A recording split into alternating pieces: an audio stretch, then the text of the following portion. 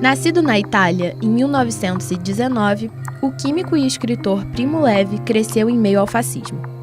O autor, sobrevivente de Auschwitz, queria que suas obras servissem de testemunho para que o mundo soubesse das atrocidades que aconteceram nos campos de concentração. Além de testemunhar o que viu, ele usava a escrita para falar em nome dos que haviam morrido e como um ato de sobrevivência para ele mesmo. Em tempos de incerteza e repressão, os assuntos abordados por Levi ainda são muito atuais e foram tema de uma aula aberta na PUC. O fascismo para ele é uma experiência baseada na ideia de que todo estrangeiro pode ser um inimigo, todo estranho pode ser um inimigo. E se essa ideia for levada às últimas consequências, o resultado disso é o campo de extermínio. No centenário de nascimento do escritor, sua principal obra, É Isto um Homem?, que questiona a natureza humana, foi um dos pontos principais da aula. Levi, que afirmava ter escolhido a química por ser uma área imune ao fascismo, encontrou na escrita uma maneira de contar a sua experiência.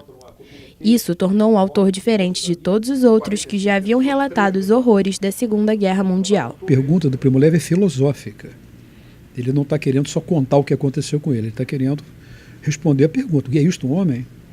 Ele está preocupado com as condições da existência humana, né? Como é que elas podem ser, como é que elas são vulneráveis diante de experimentos como o do campo de extermínio.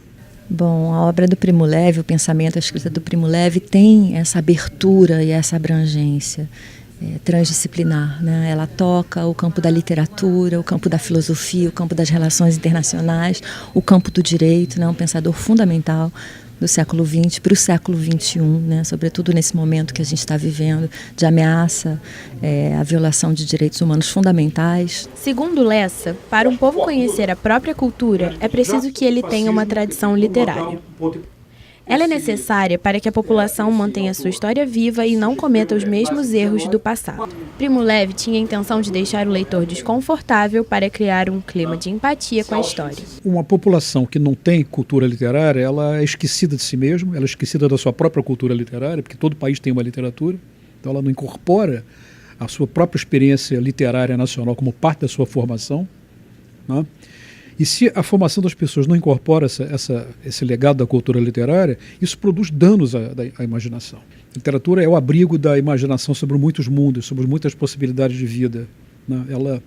Ela aguça o imaginário, ela produz um treinamento para a fantasia e para a imaginação.